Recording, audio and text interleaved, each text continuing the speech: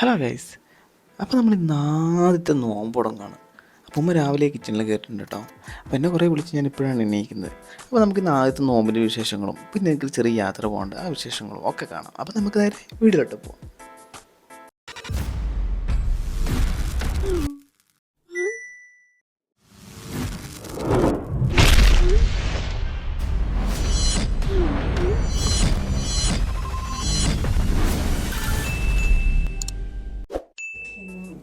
അപ്പോൾ ഗൈസ് അത്താഴത്തിനായി ഞാൻ കഴിക്കുന്ന 2 പഴമാണ് കേട്ടോ. ബാക്കി പത്തിരിയും കറിയൊക്കെ ഉണ്ട്. പക്ഷേ എനിക്ക് ഭയങ്കര ലേറ്റ് ആയിട്ടുള്ള എന്തെങ്കിലും പരിപാടി കഴിക്കാൻ പറ്റുള്ളൂ രാവിലെ എണീച്ചിട്ട്. അപ്പോൾ ഉമ്മ രാവിലെ ഇൻസ്പെക്ഷൻ നടത്തുന്നുണ്ട്, ഫുഡ് കഴിക്കുന്നുണ്ടോ ഇല്ല എന്നൊക്കെ ഉള്ള കാര്യങ്ങൾ നോക്കി. കുറേ സമയം സ്പൂണും പിടിച്ചിരുന്ന് ലാസ്റ്റ് തലക്ക് തട്ട് കിട്ടിയ ശേഷമാണ് ഫുഡ് കഴിക്കാൻ വേണ്ടി തുടങ്ങിയത്. അപ്പോൾ ഗൈസ് അങ്ങനെ നിസ്കരിച്ച് പിന്നെ നമ്മൾ കുറച്ച് വർക്കുകളൊക്കെ ചെയ്യേണ്ടതെന്ന് അത് ചെയ്തു. പിന്നെ നമ്മൾക്ക് പോകാനുള്ള തയ്യാറെടുപ്പും കാര്യങ്ങളൊക്കെയാണ് കേട്ടോ. അപ്പോൾ ഞാൻ പോകുന്നത് കോഴിക്കോടേക്കാണ്, നമ്മുടെ കോഴിക്കോടിൻ്റെ മണ്ണിലേക്ക്.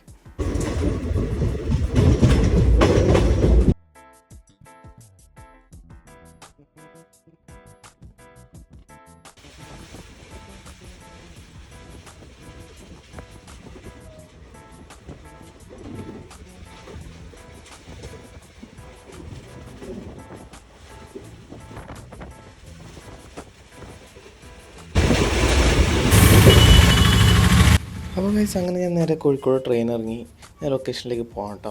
കോഴിക്കോട് കുറച്ച് നാളായി ഞാൻ വരാതെ. എന്നിരുന്നാൽ കൂടി വലിയ മാറ്റങ്ങളൊന്നുമില്ല. വെറ്റേഷൻ്റെ കുറച്ച് മെയിൻറ്റെയിൻ പണി കാര്യങ്ങളൊക്കെ നടക്കുന്നുണ്ട്. പിന്നെ നോമ്പായതുകൊണ്ടേ നമ്മൾ കുറച്ച് ഫ്രൂട്ട്സ് കച്ചവടക്കാരൊക്കെ കുറച്ച് കൂടുതലായിട്ടുണ്ട്.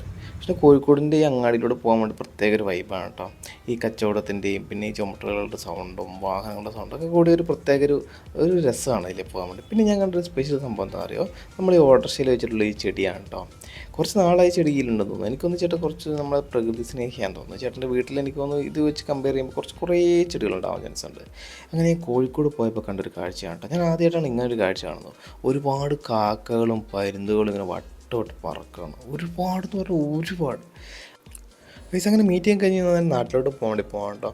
അപ്പം കുറച്ച് ലേറ്റ് ആയിട്ടാണ് ഞാൻ വന്നത്. ഞാൻ വരുമ്പോഴത്തേനും പരശുരാം എന്ന് പറഞ്ഞൊരു ട്രെയിൻ ഉണ്ടായിരുന്നു, അത് പോയായിരുന്നു. അതിൽ കുറേ ജനറൽ ബോഗിയൊക്കെ ഉണ്ടായിരുന്നു.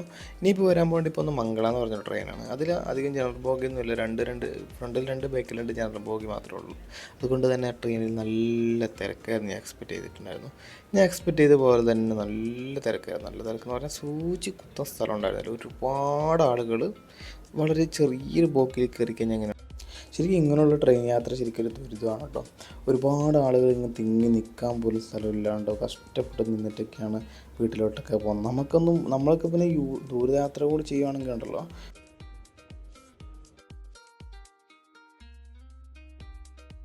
ഇത് ഞാൻ 1-2 പ്രാവശ്യം വരുമ്പോഴാണ്. അപ്പോൾ സ്ഥിരമായിട്ട് വരുന്ന ആളുകളൊക്കെ ഉണ്ടോ, ഭയങ്കര ദുരിതമാണ്. പിന്നെ നമുക്ക് ബസ്സിനൊന്നും ആശ്രയിക്കാൻ പറ്റില്ല.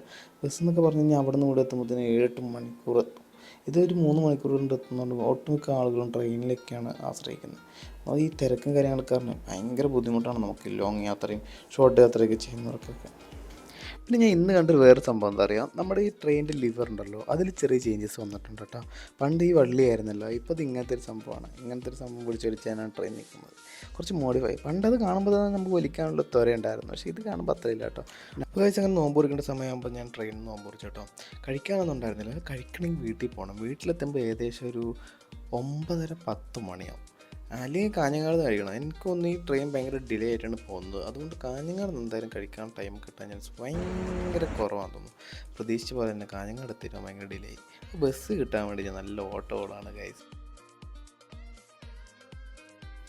അങ്ങനെ ഓടി എനിക്ക് ലാസ്റ്റ് ബസ് കിട്ടി കേട്ടോ. അപ്പോൾ എനിക്ക് അവിടെ ബസ്സിൽ വെയിറ്റ് ചെയ്യുന്നുണ്ടായിരുന്നു കേട്ടോ. ഡ്യൂട്ടി കഴിഞ്ഞ് മറ്റേ കാഞ്ഞങ്ങാട് പോകണത്തൊരു വണ്ടിയിലായിരുന്നു ഡ്യൂട്ടി. അപ്പോൾ അത് കഴിഞ്ഞ് ഇക്കായും ഞാനും ആ ബസ്സിൽ തന്നെയാണ് പോകുന്നത്. അപ്പോൾ അതിലും നല്ല കാര്യമായ തിരക്കായിരുന്നു. അപ്പോൾ കുറച്ച് കഴിയുമ്പോഴത്തേനും ഉറങ്ങി കേട്ടോ. എനിക്ക് എങ്ങനെ നോക്കിയിട്ട് ഉറക്കം വരുന്നില്ല. അപ്പോൾ